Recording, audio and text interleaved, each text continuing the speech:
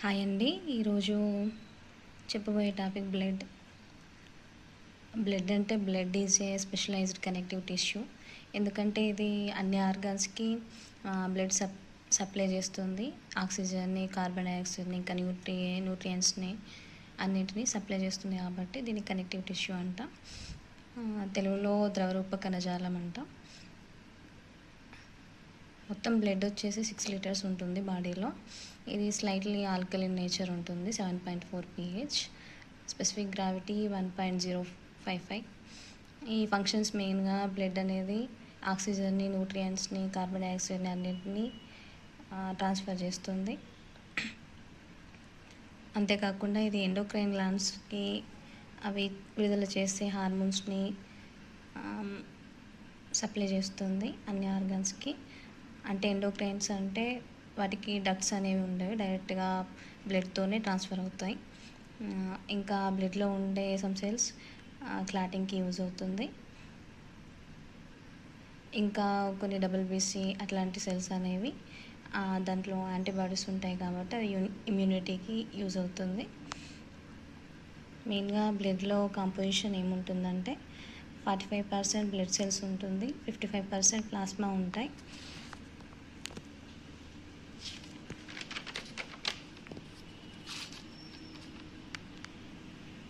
ఈ composition of blood అంటే బ్లడ్లో ఏమేమి కాంపోనెంట్స్ ఉంటాయంటే first plasma, WBC, red blood cells ఇవి ఉంటాయి.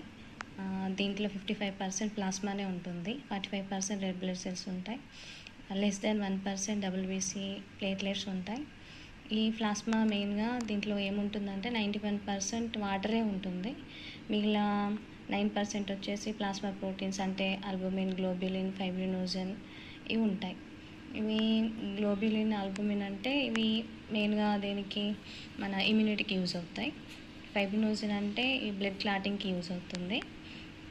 దీంట్లో మళ్ళీ సీరం అంటే బ్లడ్ సీరం అంటారు కదా, బ్లడ్ సీరం అంటే మన ప్లాస్మానే కానీ ప్లాస్మా నుంచి ఫైబ్రినోజన్ అనే కంటెంట్ తీసేస్తే మనకు సీరం వస్తుంది. మెయిన్గా బ్లడ్ సెల్స్లో 3 టైప్స్ ఉంటాయి, RBC, WBC, ప్లేట్లెట్స్. RBCని మామూలుగా ఎరిథ్రోసైట్స్ అంటాం, red blood cells. WBC leukocytes అంటాం, ప్లేట్లెట్స్ని థ్రాంబోసైట్స్ అంటాం. ఈ RBCలో మెయిన్గా ఇది బైకాన్కేవ్ షేప్లో ఉంటాయి. దీంట్లో న్యూక్లియస్ ఉండదు, మైటోకాండ్రియా ఉండదు. మెయిన్గా అంటే మన బ్లడ్లో RBC ఎక్కువ ఉంటాయి. వీటి లైఫ్ స్పాన్ ఎంత, 120 days. ఇవి మన బోన్ మ్యారో ఉంటుంది కదా, బోన్ మ్యారో నుంచి ఇవి ఫామ్ అవుతాయి. ఇది మేల్లో 5 నుంచి 5.5 million RBC per cubic mm ఉంటుంది. ఫీమేల్లో వచ్చేసి 4 నుండి 4.5 మిలియన్ RBC cubic mm ఉంటుంది.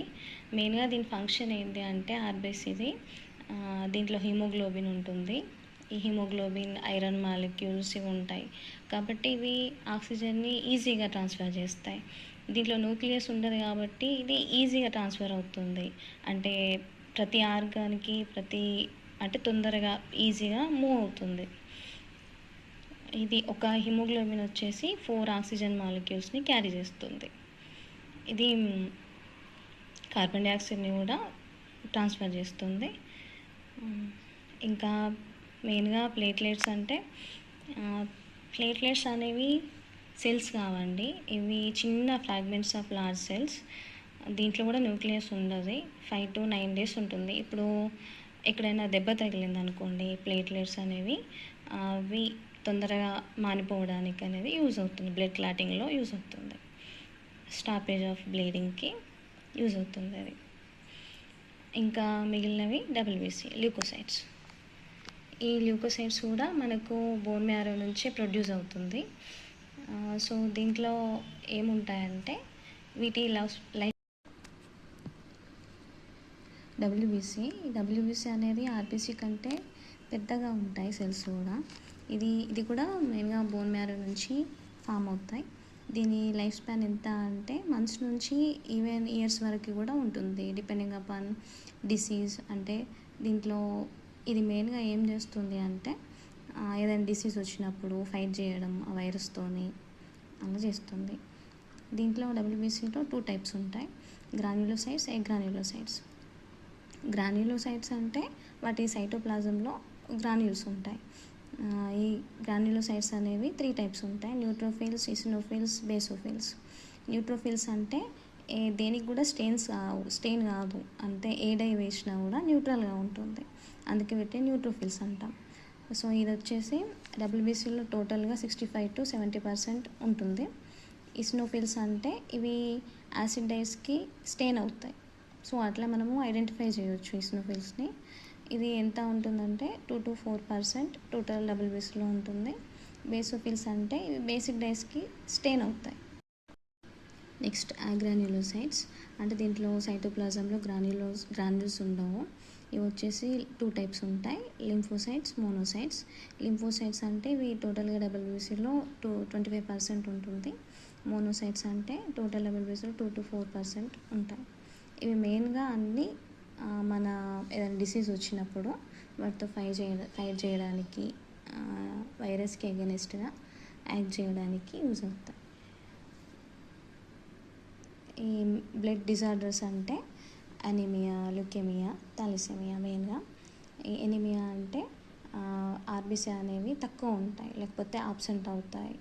ఇవి డెఫిషియన్సీ ఆఫ్ ఐరన్, లేకపోతే ఇంకా డిజార్డర్ ఆర్బీసీ తక్కువ అవడం వల్ల ఎనీమియా వస్తుంది. ల్యూకేమియా అంటే దీంట్లో ఈ ల్యూకోసైట్స్ అంటే డబ్ల్యూబీసీ అనేవి కంట్రోల్ ఉండకుండా